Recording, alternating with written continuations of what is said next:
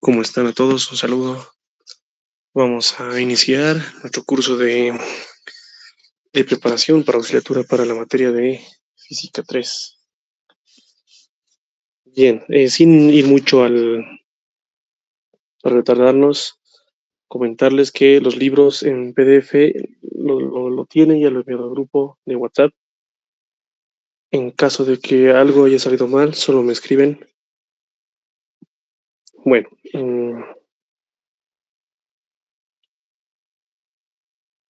me presento. Mi nombre es Miguel Ángel López Monasterios.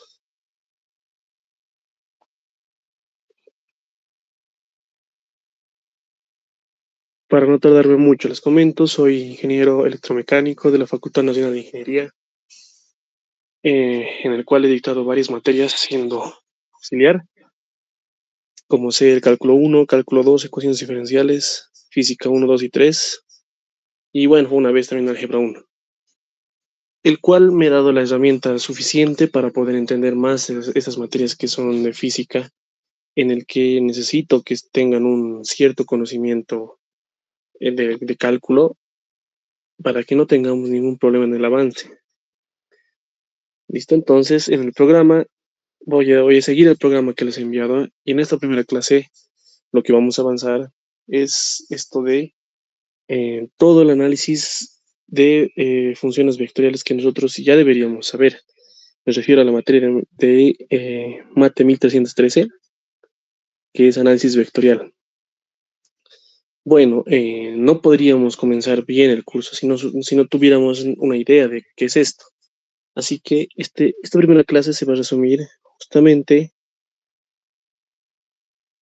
al repaso de esos conceptos tan importantes que yo les recomendaría tomar también el curso de análisis vectorial si es que tuvieran tiempo, para que esto de las matemáticas y la física que vamos a aprender aquí esté conciso.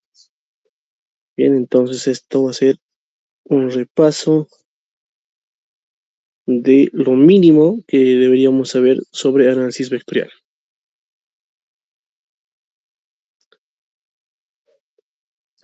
Bueno, vámonos al grano entonces.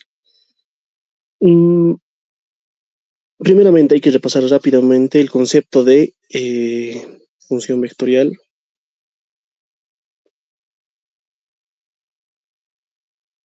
Por si acaso, todos los apuntes lo van a tener también en PDF, así que no es necesario tal vez que estén anotando por el momento en un cuaderno. Luego sí pueden hacerse un resumen y yo les recomendaría, de hecho, que se hagan un resumen ustedes escrito. Siempre escribiendo se aprende mejor de lo que es solamente viendo.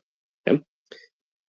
Bueno, una función vectorial es, por definición, una función que va a depender normalmente de tres componentes, pueden ser de muchos más, obviamente, pero en el cual ahora las componentes de la función vectorial van a ser también vectores.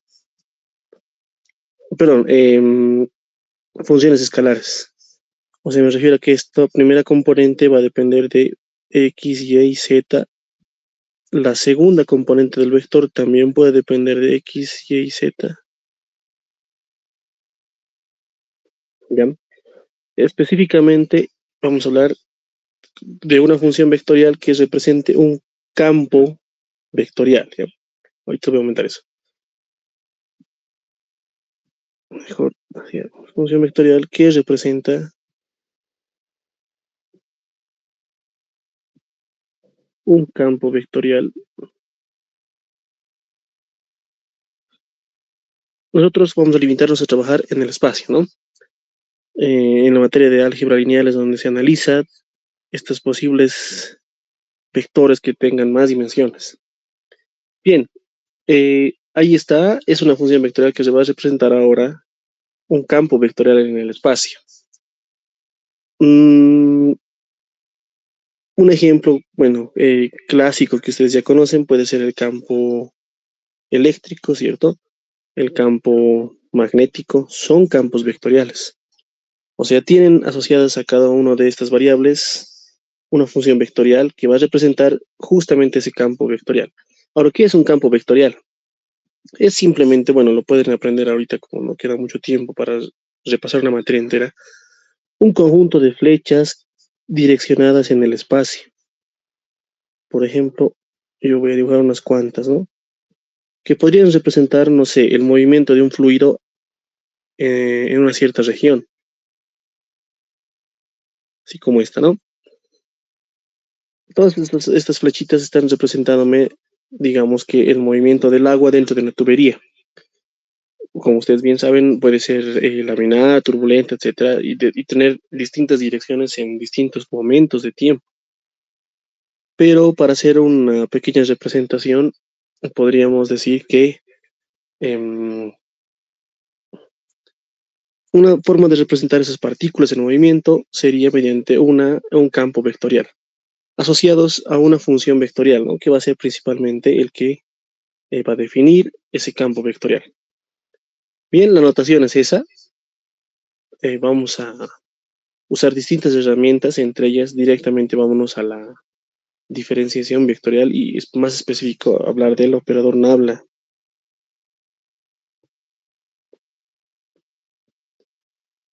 Bien, el operador nabla ya lo deben conocer, es bueno, un triangulito, ¿no? De este tipo, el cual indica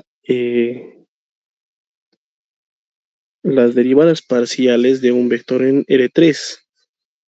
Un, ¿Saben? Cuando yo he llevado las respectivas materias, a veces en algunos libros estaban aquí una flechita, a veces también no. Ustedes mismos han debido, ¿no? Según el docente que hayan pasado y la bibliografía que hayan usado, pero normalmente no tiene. Ya se supone que esto es un operador vectorial. Ahora se llama operador, esa palabra es muy importante porque se encarga de transformar funciones. Por ejemplo, la derivada es un operador, la integral también se puede considerar como un operador, y etcétera, etcétera, ¿no? Todos esos son operadores. Así que es importante mencionarles que sepan reconocer un operador. Bueno, pues rápidamente aquí, aplicado a un campo escalar, es lo que nosotros ya conocíamos, ¿no? Por ejemplo, sea f una función de tres variables que se representaría una superficie en el espacio. Si nosotros aplicamos nuestro operador nabla a ese campo escalar, tendríamos simplemente la derivada de f respecto de x, derivada de f respecto de y respecto de z. Esto nosotros lo conocíamos con el nombre de gradiente, ¿cierto? Es un vector con tres componentes y representaba de hecho un vector normal a la superficie. No sé si recuerdan de esos cursos de cálculo 2, ¿no? Bueno, aquí aparece algo muy interesante, ya que a partir de ahora sepamos diferenciar cuando yo les hablo de un campo escalar, ahí está, y aquí como dice su nombre, ¿no? Campo vectorial. Voy a hacer énfasis en esos dos puntos porque son importantes. Hay una diferencia ya, si ustedes están aprendiendo recientemente estos conceptos. Por ejemplo, yo en mi carrera de electromecánica no llevaba la materia de análisis vectorial. ¿Cómo es que he ido aprendiendo esto? Bueno, en mi otra carrera he llevado la materia de una forma, de un énfasis, digamos, alto, así que tuve que aprender a la fuerza, pero yo les puedo resumir dos cosas importantes. Sepan diferenciar lo que es un campo escalar y un campo vectorial. Un campo escalar es como dice aquí, ¿no? Ese campo que usábamos siempre en cálculo 2, por decirlo así. Superficies. Bueno, puedo ponerlo aquí. Un campo escalar va a ser una superficie en el espacio, normal, un paraboloide, un hiperboloide, etcétera. Todos esos que hemos estudiado se llaman campos escalares. Y la diferencia importante, ¿no? Entre campo vectorial, que es un conjunto de flechas que representan, ya saben, bueno, en nuestro caso, algún fenómeno físico que esté justamente en el espacio, ¿ya? Entonces, no son lo mismo, ¿listo? Que quede eso muy claro. De hecho, la notación misma, fíjense, que esta función vectorial, estos pueden ser, ¿no? Digamos, x cuadrado menos y cuadrado, esto z cuadrado por x, esto x y z. Dense cuenta que en cada punto de x y z cambia y me representa un vector, de hecho. Bien, yo creo que sí se entiende. Hay muchos conceptos también que pueden ver esto en YouTube para repasar. Y vámonos a las cosas importantes. Coloco tomando el producto escalar a un campo vectorial.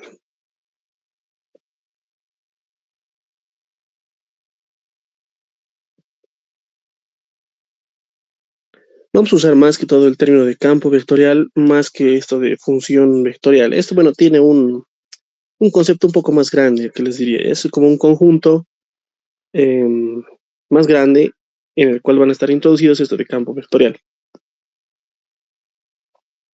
Así que la palabra campo vectorial vamos a usarla más en nuestro curso de física 3 al menos. ¿Listo?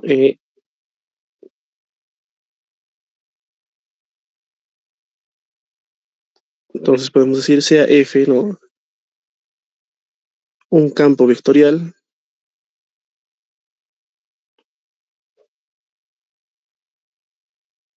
Yo sé que alguna vez esto ustedes ya lo han visto, ¿no? Y se presentaría el operador nabla, aquí está el operador diferencial nabla, escalarmente un campo vectorial que, como había escrito arriba, tiene sus componentes. Y bueno, esta sería la derivada de F1 respecto de X más, ¿cierto? Derivada de F2 respecto de Y más derivada de F3 respecto de Z. Esto de aquí es mucho más conocido con el nombre de divergencia. Voy a hacer una pausa aquí de unos 3 minutos por lo menos para recalcar qué cosa representa la divergencia. Eh, Voy a colocar así, una representación física. Para nosotros, física, en nuestro curso de física 3 es importante que sepamos representar físicamente estos conceptos matemáticos, ¿ya? Por ejemplo, en el análisis vectorial lo único que pedían era hallar la divergencia de una función vectorial, podían darles un poco una función bien complicada de derivar y el único trabajo era derivar ahí, ¿no? Y nada más. Pero realmente, ¿qué cosa es la divergencia en términos físicos? Un ejemplo sería el campo eléctrico. Bien, adelantándonos un poco, yo sé que ya han pasado la materia de física 3, ¿no? Imaginemos que tenemos ahí una carga puntual y sabemos que genera un campo, su sola presencia genera un campo eléctrico alrededor de esta carga, ¿no? Que es de forma radial. Ahí está, me refiero a que es hacia afuera.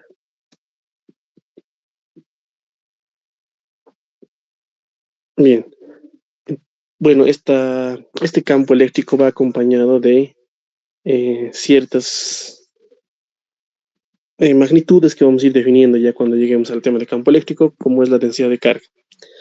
Me refiero a que tiene que tener esta partícula una carga para poder generar en su espacio a su alrededor un campo eléctrico. Ahí está. Que justamente ese campo eléctrico va a interactuar con otra partícula que esté cercana y va a generar una fuerza, ¿no? Una fuerza eléctrica que va a estar definido como Q por E. Bien, no, vamos a ir viéndolo después, con más calma, todos estos detalles, pero un buen ejemplo de representación física de una divergencia es el campo eléctrico. La divergencia se puede tomar como una forma de decirlo correctamente sería que es una fuente de campo vectorial. Ya, es fuente si es que la divergencia es positiva, lo pondremos aquí, en nuestro caso, ¿no? Vamos a llamar fuente. Cuando este número sea positivo, esto indica que esta carga está siendo una fuente, como pueden ver, está irradiando campo eléctrico, ¿no? Es la causa de que estas flechitas salgan hacia el exterior. Y vamos a llamarlo sumidero cuando sea negativo. Por ejemplo, un sumidero sería cuando tengamos una carga negativa, ¿no? Por eso he puesto aquí más Q. Y el menos Q sería, bueno, una cosa así, ¿cierto? Entrando hacia adentro. Bien, entonces, no olvidemos, la divergencia me habla de fuentes o sumideros de campo vectorial. En este caso, el campo eléctrico. Bien, ahora, ¿qué pasa si yo coloco, a ver, tomando el producto ahora vectorial a un campo vectorial? Me refiero, ¿no? Sea F otra vez un campo vectorial.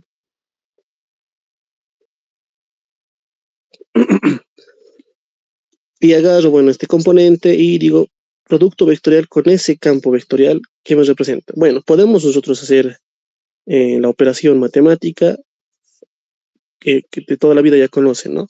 Sería aquí la derivada respecto de X, respecto de Y, respecto de Z, y los componentes de el vector del campo vectorial F. Matemáticamente esto se puede hacer, no hay ningún problema, me imagino, pero vayámonos nuevamente a la representación física, porque eso es lo que nos interesa y es lo que vamos a usar nosotros.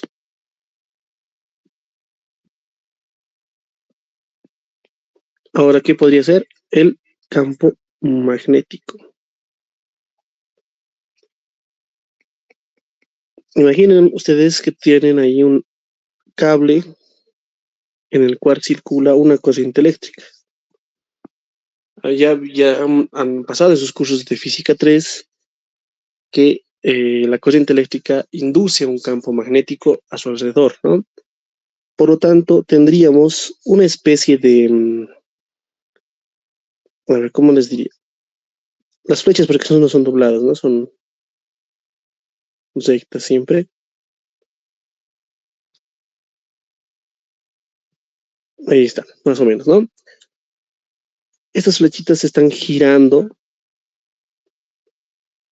alrededor del cable, de hecho, por la regla de la mano derecha. Si yo viera este mismo cable, por decir aquí, saliendo, que sería así, ¿no? Con un punto, veríamos que el campo magnético está representado ante un campo vectorial que está girando alrededor de ese cable, ¿no? Y bueno, el rotacional, bueno, no me he colocado aquí, ¿no? Este era la divergencia y esto se lo llama rotacional. El rotacional habla de que si el campo vectorial tiene ese comportamiento giratorio, ¿listo? No se olviden de eso. Un buen ejemplo de un campo vectorial giratorio es el campo magnético alrededor de un cable, ¿ya? Entonces, es un concepto muy importante. El resultado mismo del campo, ustedes saben que el producto vectorial da como resultado otro vector. Entonces, em, hay un vector representativo de la rotacional, ¿no? Que vendría a ser este de acá, por ejemplo, para este dibujo, este sería rotacional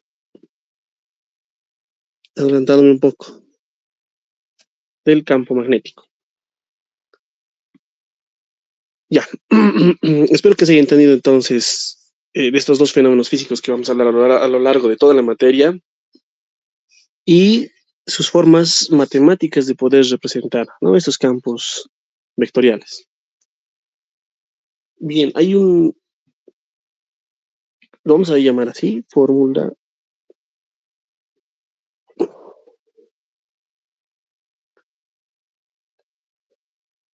en el cual voy a tratar de apurarme. Es importante, ya vamos a definir dos cosas,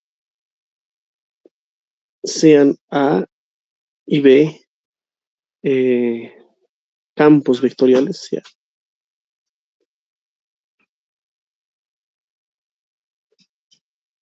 Y me voy a adelantar a escribir esto así, porque a lo largo del curso vamos a usar justamente letras en mayúscula cuando me refiero a campos vectoriales, y estas que son psi y phi, ¿no? Que van a representarme funciones escalares.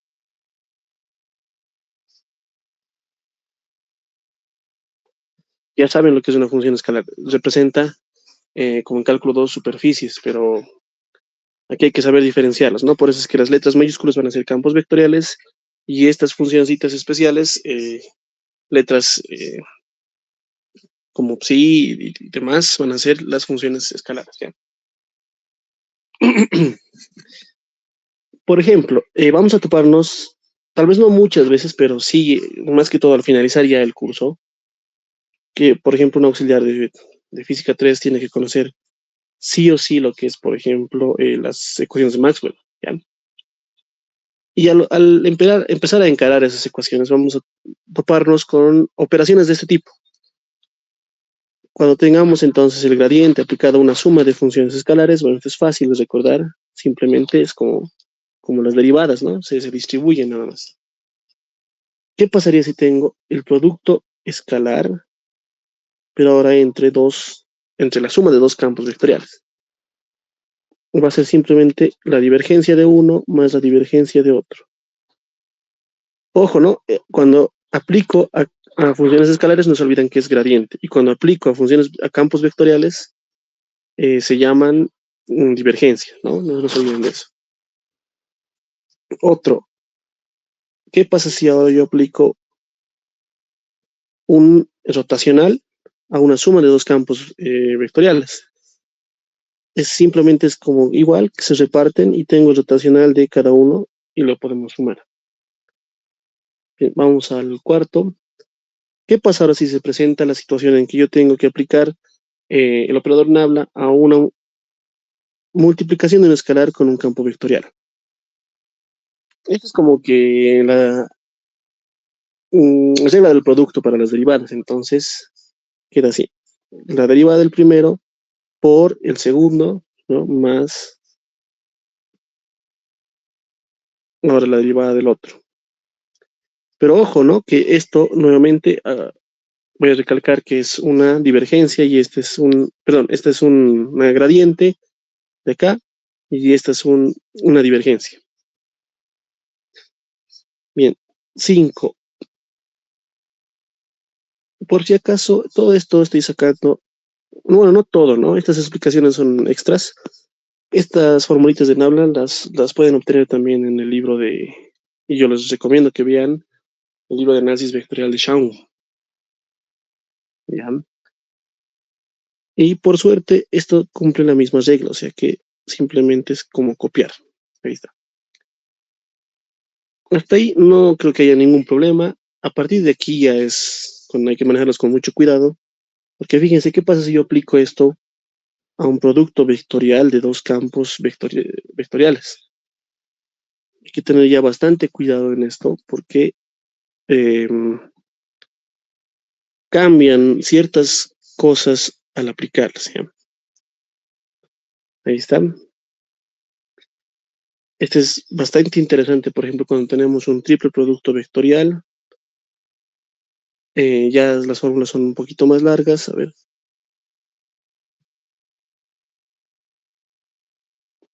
es por eso que esto es un formulario, ¿ya? No es un... Hay que saberse algunos de memoria, los que se usan con mayor frecuencia, pero bueno, no necesariamente todos. Y finalmente el octavo, que es a ver, aplicado a un producto interno, que sería en este caso como si fuera una divergencia, un producto interno entre dos campos vectoriales. Bien, yo les recomiendo que esto, a pesar de que no lo vamos a ver mucho, ¿no? Como les digo, al final del curso es donde vamos a encarar más las ecuaciones de Maxwell, porque al examen de auxiliatura, bueno, en pasadas sesiones han entrado, ¿no? Explicar, escribir simplemente las ecuaciones de Maxwell. Bien, ahora vamos a colocar aquí, suponiendo A pesar de que ya habíamos mencionado, ¿no? Que sí, son funciones escalares. Ya.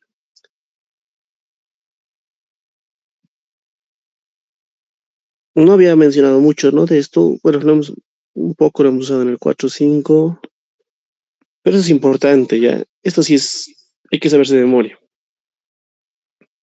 ¿Qué pasa si yo le aplico el operador nabla a un gradiente? Esto es como si se multiplicara y se elevaran al cuadrado. De hecho, esto es muy conocido y se llama el Laplaciano. ¿Listo? Importante. ¿Qué pasa si yo aplico el operador nabla a una gradiente? Les comento que esto sale cero. Tienen que acordarse esto. ¿Qué pasa si aplicamos el producto interno a un producto vectorial de este tipo? Esto también sale cero. Y finalmente, el más importante de todos, es el que más se usa, la verdad, en el momento de las ecuaciones de Maxwell. Este triple producto vectorial da como resultado esta operación importantísima. Bien, ahí está. Todas las operaciones que vamos a necesitar en un futuro ya lo van a tener. Las explicaciones físicas de lo que es la divergencia y el rotacional de campos vectoriales, ¿no? En nuestro caso, el campo eléctrico y el campo magnético. Por si acaso, esas ideas se pueden hablar también en lo que es fluidos, vigas, y en otros sistemas físicos. Esto no solamente están en electromagnetismo. Bueno, espero entonces que se haya entendido este repaso de los operadores vectoriales. Haremos un repasito muy breve para poner un poco en práctica y vamos a hallar, por ejemplo, esta operación clásica, ya como un ejemplito. ¿Cómo se obtiene la operación, ¿no? Que está mencionada acá? Siempre que yo me refiera a R, tienen que tomar en cuenta, el libro no les va a decir, así simplemente a secas puede estar, pero se refiere a un vector posición que puede estar posicionado en cualquier parte del plano cartesiano. Fíjense, aquí no está con su flechita. Si no está con su flechita, quiere decir que está refiriéndose al módulo del vector, ¿no? Y eso simplemente es la suma de las componentes al cuadrado.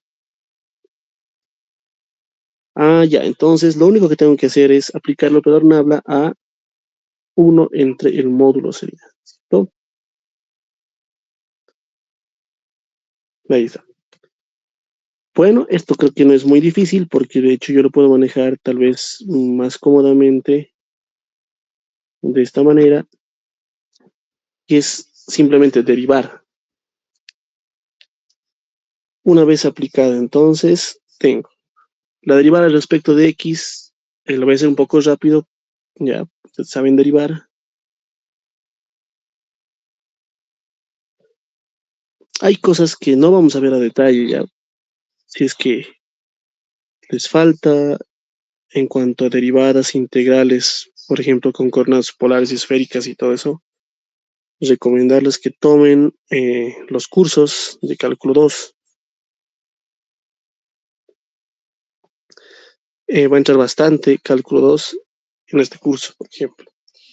Bien, ahí está. Ya he sacado las respectivas derivadas en IJK y vemos que el denominador es común para todos y solo me quedaría, si yo factorizaría, ¿no? Sí, solo me quedaría esta operación.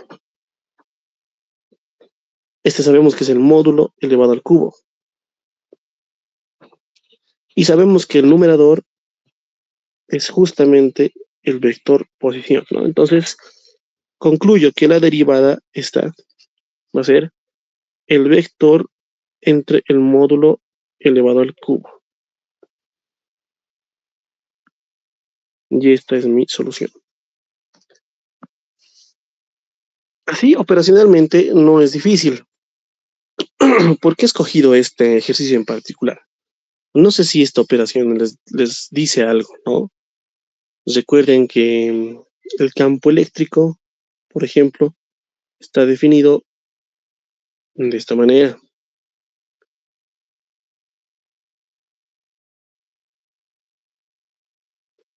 Sí, ¿cierto? Así que qué interesante, ¿no? Que aparezca este término justamente acá. ¿Habrá algún motivo entonces por el que yo pueda escribir el campo eléctrico tal vez de esta manera, ¿no? Es lo interesante. Sí hay un pequeño, digamos, enlace con esos dos términos, por eso es que he escogido. Bueno, vamos a llegar a su momento a hablar cuando estemos en el tema de campo eléctrico. Por el momento, ahí nomás, así como operar matemáticamente muy a la rápida. Pasaremos a nuestro siguiente ejemplo.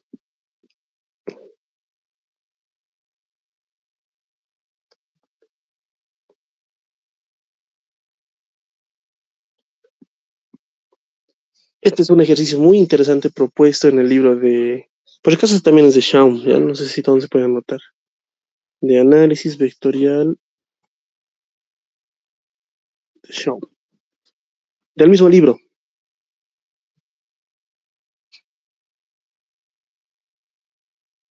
No, no me recuerdo la página ya, pero es justamente del tema de operadores diferenciales, en el que dice, está propuesto, por si acaso no está resuelto. Es un poco largo ya el enunciado, pero es muy interesante. Tranquilamente entraría a un examen de escritura. Y dice así, demuestre que las soluciones de las ecuaciones de Maxwell,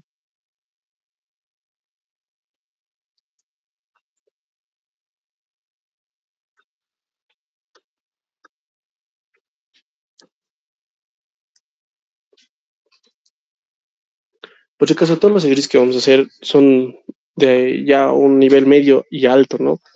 No tiene sentido hacer un ejercicios fáciles. Este no es un curso de física 3 para aprender física 3. Simplemente es para reforzar más bien lo que ustedes ya saben, ¿no? Así que mínimamente ya deberían haberlo visto un poco, ¿no? De las ecuaciones de Maxwell. Ahí están. Demuestre que las soluciones de las ecuaciones de Maxwell y les presenta, ¿no? Las ecuaciones ahí. Y fíjense que habla del rotacional del campo magnético, el rotacional del campo eléctrico, C por si acaso es la velocidad de la luz. A la vez habla de la divergencia del campo magnético. Y eso es interesante, ¿no? Fíjense que habla que la divergencia es cero. ¿Eso tiene sentido con lo que hemos avanzado más antes? Pues sí. Habíamos dicho que la divergencia es un sumidero de vectores o una fuente o sumidero, ¿no? Y también hemos mencionado que el campo magnético es un campo vectorial rotatorio. Estos campos vectoriales rotatorios no tienen fuente, no son ni fuente ni sumidero.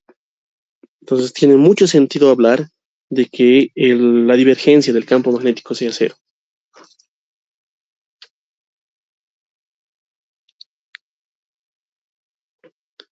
En cambio, aquí, fíjense, la divergencia del campo eléctrico sí es un número, ¿no? Que de hecho va a depender de la densidad de carga, me está diciendo. Si la carga es positiva, bueno, este número será positivo, y si es negativo, será obviamente negativo también, para que sea fuente sumidero. Ahora, tal vez alguno de ustedes puede preguntarse, ¿por qué hay un rotacional del campo eléctrico? Si el campo eléctrico habíamos dicho claramente que sale, ¿no?, de algo, no es un campo vectorial que esté rotando. En efecto, sí, lo correcto en electrostática es que esto sea cero. No es, el campo eléctrico no es un campo vectorial rotatorio, es correcto. Entonces, ¿por qué tiene aquí un valor, no? Es muy bonito estudiar esto porque ese valor es variable. Fíjense, si tenemos un campo, eso dice aquí, si tenemos un campo magnético cambiante con el tiempo, entonces ese campo eléctrico va a tener un rotacional. Imagínense que H sea una constante o sea cero. ¿Qué va a pasar con ese término de aquí? Todo se va a hacer cero. Y ahí va a tener sentido en electrostática, ¿no? Pero sabemos muy bien que Los fenómenos en la naturaleza no ocurren de manera estática, especialmente los fenómenos eléctricos, ¿ya? Siempre están en movimiento. Así que las verdaderas ecuaciones de Maxwell están todo acorde a lo que sabemos, ¿no? Y si tenemos cambios con el tiempo, pues va a haber un rotacional de un campo eléctrico. Bueno, vamos a ir llegando a los últimos temas, también estudiar un poco más de esto.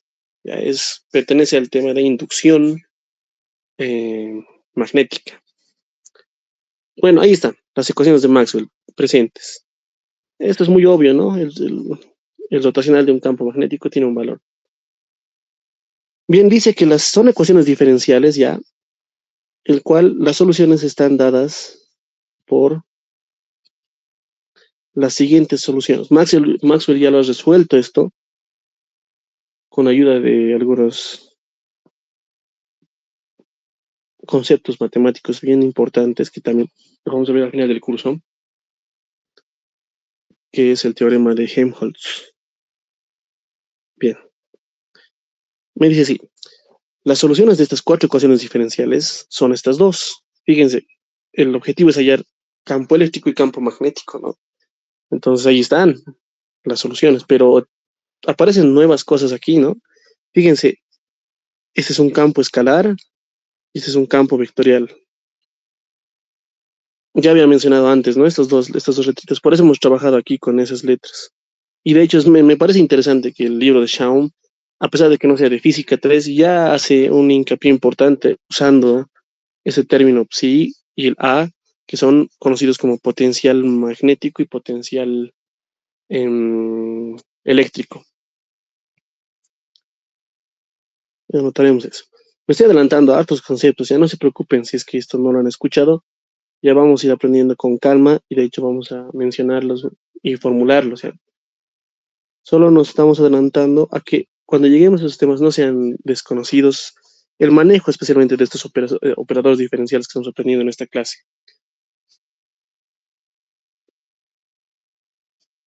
Bien,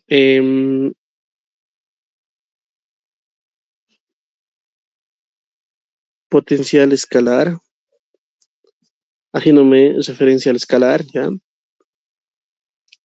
Y potencial vectorial,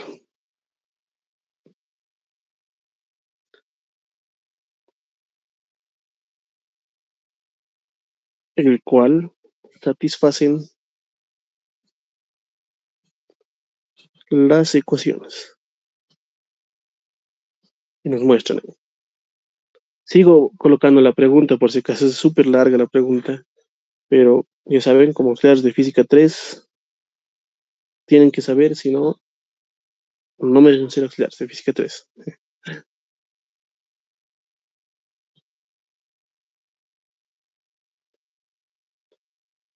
Ya una vez más, ¿no? Vamos a ir aprendiendo poco a poco, no se preocupen si es que no están al día, y si están al día, pues mucho mejor.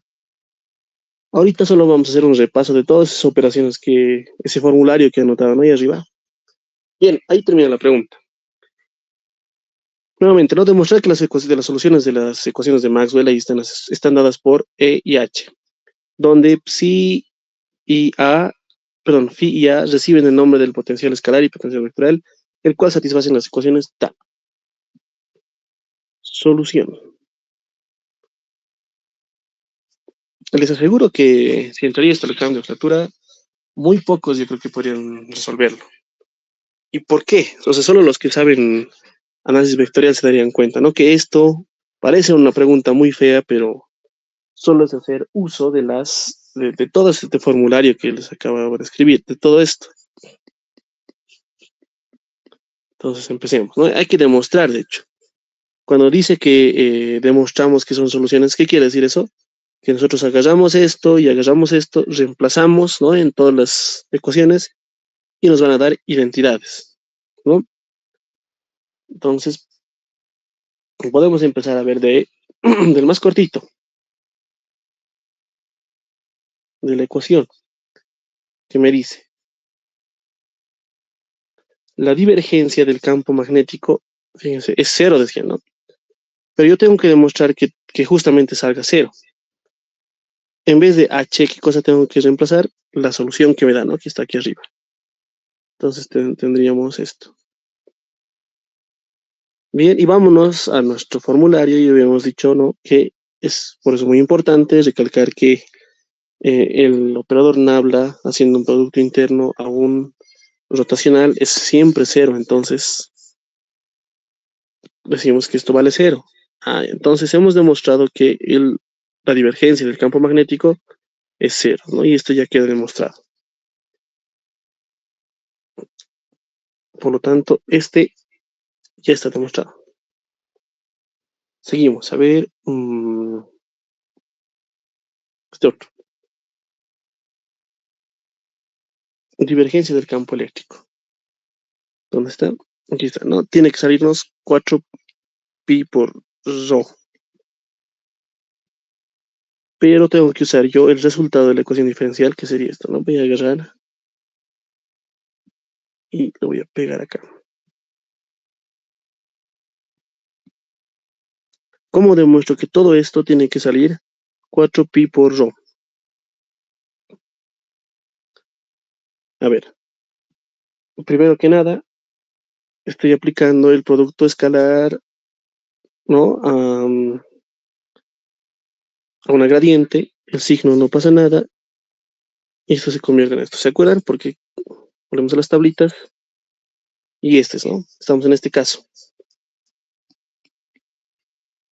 Entonces sería menos, luego tengo menos, 1 sobre c es una constante, y nos quedaríamos ahí. Ahora, ¿cómo se operan este tipo de cosas? Porque esto no viene en nuestro formulario, ¿no?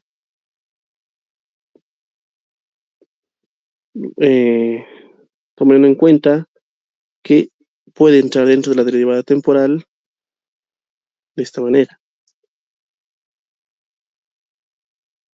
Pero ya sabemos que no podemos anotar así porque esto es un campo vectorial, ¿no? Sería una divergencia. Si es que la A fuera escalar, entonces normal, pero hay que tener mucho cuidado, no es un campo escalar. Pero me parece que esto es conocido, ¿no? Fíjense, uso esta relación para reemplazar acá. Entonces tengo menos esto, ¿sí?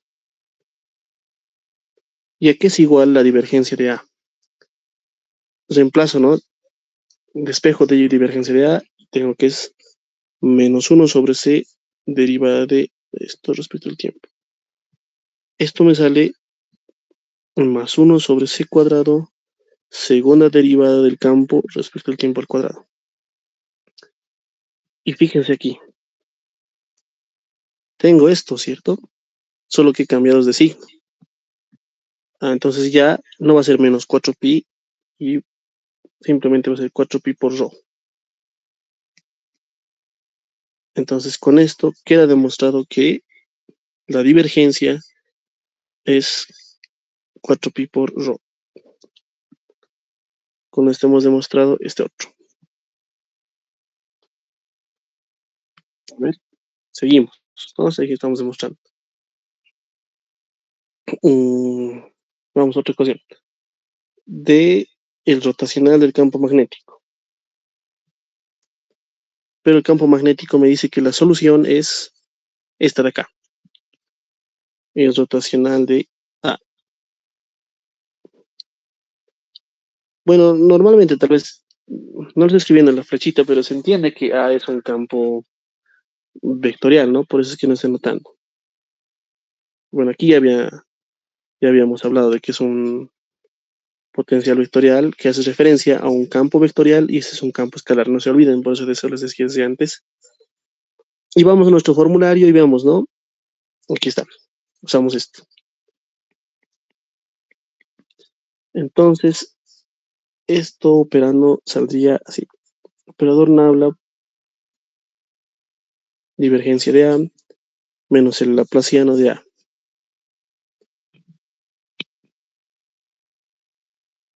Y empezamos a buscar entre estas ecuaciones, ¿no? Para empezar a reemplazar aquí. Vemos que tengo aquí nabla, la divergencia de A, espejo de la primera ecuación y tengo menos 1 sobre C derivada del potencial respecto del tiempo. El laplaciano de A, fíjense que es esto, Entonces 1 sobre c cuadrado, derivada de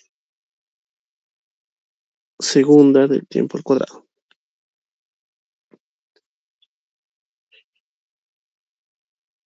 Nuevamente, ¿no? Esto puede entrar dentro de la derivada para operar al potencial y tendríamos la divergencia. Perdón, este no es la divergencia, este es el gradiente nada más, ¿no?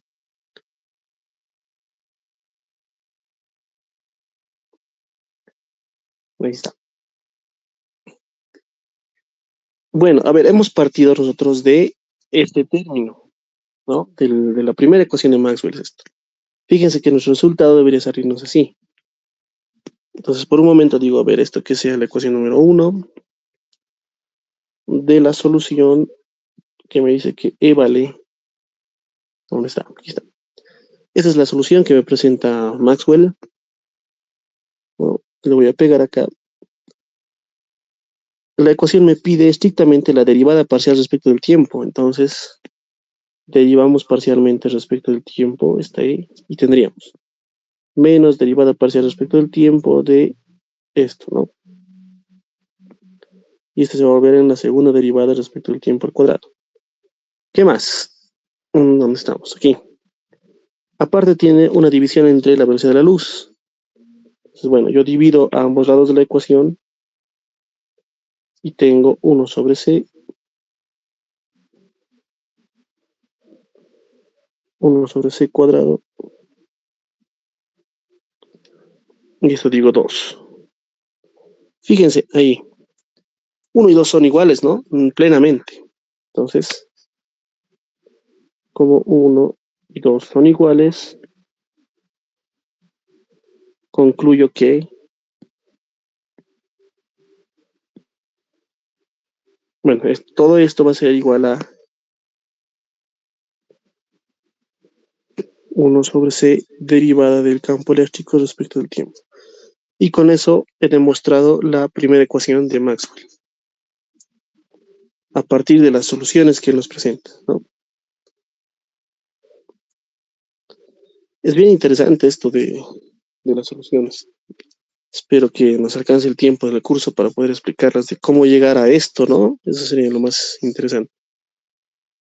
Ya. Bueno, ahí están demostradas entonces las tres. Haremos la última rápidamente, que me habla justamente de el rotacional del campo eléctrico. Nos faltaría esta de acá.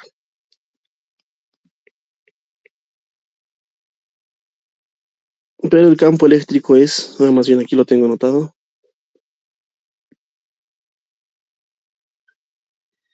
Ahí están. Y bueno, con mucho cuidado empiezo a operar esto, ¿no? ¿Cuánto será? Este siendo menos, puede salir hasta afuera. ¿Y cuánto será el rotacional de la gradiente? A ver, vamos a nuestro formulario. Aquí está, ¿no? El rotacional de la gradiente siempre es 0. Automáticamente esto va a ser 0. Listo. Luego, menos 1 sobre c. Hemos visto que puede entrar dentro de la derivada parcial y me quedaría el rotacional de A. Vamos a nuestras ecuaciones de pistas. Perdón, a nuestra solución. Fíjense, el rotacional de A había sido h. Entonces, todo esto de acá es h. Así que tengo menos 1 sobre c derivada de h respecto de t. Y con esto demuestro que el rotacional del campo eléctrico es menos 1 sobre c, la derivada del campo magnético respecto al tiempo. Y de esta manera queda demostrada la segunda ecuación de Maxwell.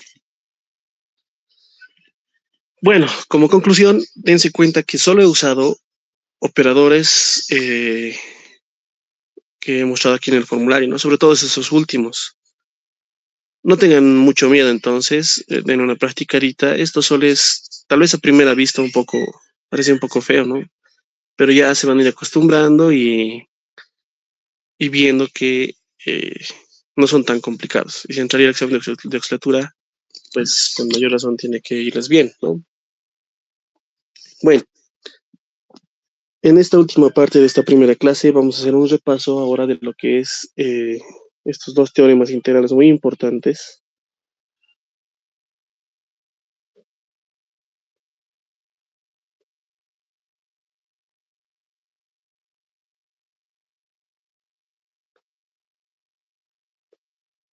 Bueno, son teoremas que nos ayudan a resolver problemas de integración vectorial. En este caso, cuando, por ejemplo, tenemos que hallar el flujo de un campo vectorial a través de una superficie, ya aquí es el campo vectorial por una superficie. Por si acaso, esto normalmente recibe el nombre de flujo y es más, nosotros vamos a escribir así el flujo, ¿listo? Y la divergencia de Gauss me dice lo siguiente, esta doble integral podemos convertirlo en una integral triple a través del volumen y simplemente hallamos la divergencia del campo vectorial e integramos. Este es el teorema de la divergencia de Gauss, ¿listo? Para encontrar el flujo del campo vectorial. ¿Qué se refiere a flujo? A ver, voy a hacerme aquí un gráfico un poquito rápido para que se entienda un poco mejor. Ya saben, en todo caso, tomen el curso de análisis vectorial, ¿no? Para poder estar más al día. Bien, habla de flujo de vectores a través de una superficie. Imagínense que yo tengo acá una especie de paraboloide.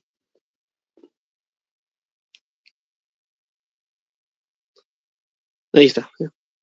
En el cual voy a tener un campo vectorial que está atravesando, ahí digamos, ¿no? Digamos un fluido, y está atravesando esta superficie, ¿cierto? Todos los vectores atraviesan esa superficie. A esto de acá se lo denomina flujo vectorial a través de una superficie, ¿no? La superficie sería todo lo que está de blanco y pintadito. Bueno, no voy a rayar mucho porque si no, no se va a entender. Todos los vectores que pasan a través de esa superficie. Tiene un concepto más interesante, digamos. No nos alcanzaría el tiempo, ahorita no estamos en el curso de análisis vectorial, solo es un recuerdo, pero en el curso, bueno, se analiza más detalle, ¿no? ¿Por qué razón ese mismo flujo puede interpretarlo como la divergencia dentro de ese volumen encerrado de esta superficie? ¿No? Bueno, de eso habla el teorema de la divergencia de Gauss, que lo vamos a usar, y también el teorema de Stokes,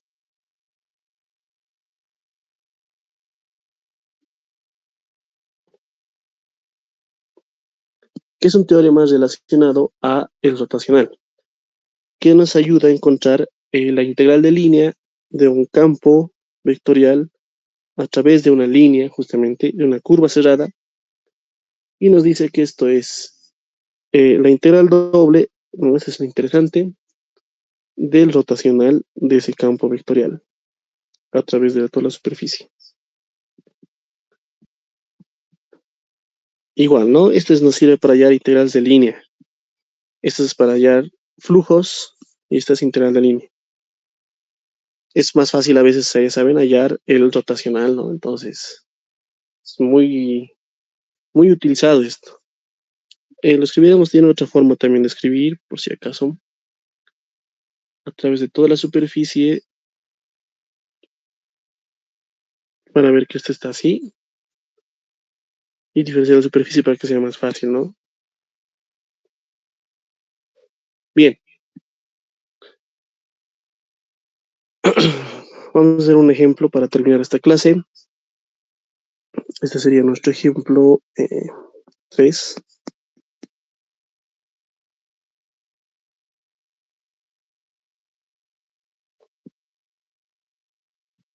Igual es del libro de Schaum, de análisis vectorial.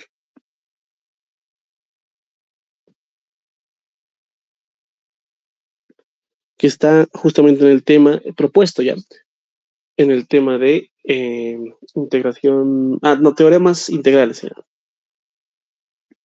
Y dice así, verificar, perdón, hallar el flujo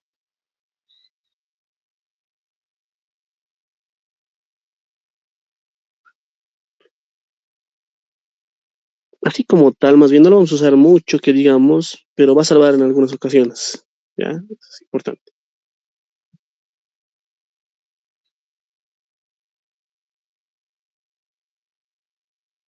Bueno, ahí nos da un campo que dice así, 2x cuadrado y en y menos y cuadrado en j más 4xz al cuadrado en k. Siempre vamos a tratar, bueno, voy a tratar de usar libros en el cual tengamos respuestas, ¿ya? Para que estemos seguros de lo que estamos haciendo. Este libro tiene respuesta, entonces ayuda bastante. Entonces dice, tomando, ahora nos tiene que decir, no, ya tenemos el campo, ahí está. Las flechitas ya tenemos. Ahora nos falta que nos mencionen la superficie.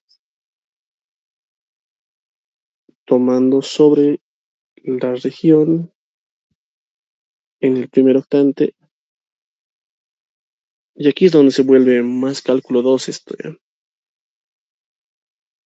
Limitado por, y nos dan las superficies, ¿no? Que es y cuadrado más z cuadrado igual a 9 y x igual a 2.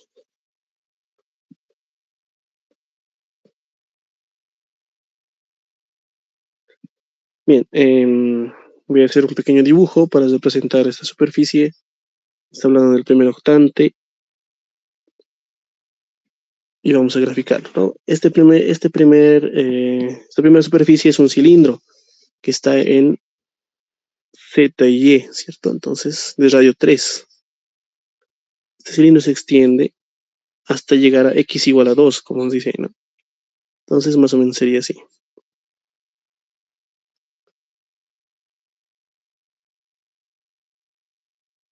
Ahí está. Esa es mi gráfica que me mencionan y tengo que hallar justamente el flujo de vectores que está pasando sobre esa superficie. Bueno, el dibujar este flujo de vectores no es nada fácil, pero hay que tratar de imaginarse que están pasando, ¿no? Seguramente algunos vectores por ahí. No sé si están pasando así o puede ser que estén entrando así, ¿ya? Cuando el flujo salga positivo, quiere decir que están saliendo de la dirección, ¿cómo les diría? Dirección normal, ¿ya? Y si el flujo sale negativo, eso quiere decir que están entrando hacia ese. A ver, veamos cuánto nos sale. Entonces digo, el flujo va a ser igual a la integral doble del campo vectorial a través de toda esa superficie. ¿Listo? He anotado n, es otra forma también de anotar, si no lo podemos anotar aquí también. Es otra forma de anotar esto. Así, simplemente diciendo que esto va a ser a por n, que es justamente el vector normal del diferencial de superficie, y esto simplemente diferencial de superficie. ¿Ya? Bien, por el teorema de la divergencia de Gauss sabemos que esto se va a convertir simplemente en el volumen de la divergencia, ¿no? Ahí está. Entonces digo, ¿dónde? Esto es fácil hallar. La divergencia del campo A sería las derivadas parciales, ¿no? Respecto de x, por ejemplo, tengo ahí 4xy, respecto más, o en este caso menos, derivada respecto a y ese tercer término derivada respecto a z, 8xz. Así que el flujo simplemente, voy a entrar más bajito, se convierte en f integral 4xy menos 2y más 8xz. Y aquí es fácil porque es como hallar el volumen simplemente, como en cálculo 2, ¿no? Aquí termina ya este repaso. Ya voy a integrar en x de 0 a 2, en y de 0 a 3 y en z de 0 hasta la raíz de 9 menos y cuadrado. 4xy menos 2y más 8xz de z de y de x. Bien, entonces solo queda integrar, ya eso les puedo dejar a ustedes como un ejercicio. Yo ya lo he resuelto, les aseguro que sale, pero sería interesante que ustedes también lo resuelvan, ¿no? Y eso tiene que salir de 180.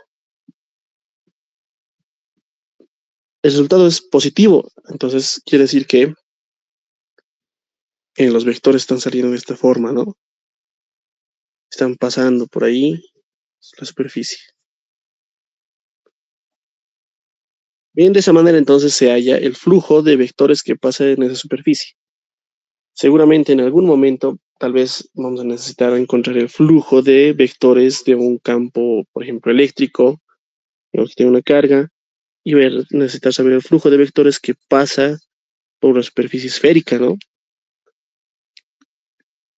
O justamente vamos a volver a hablar en esto, más que todo cuando hagamos el teorema de Gauss para encontrar campos eléctricos. Bien, ya para finalizar esta primera clase,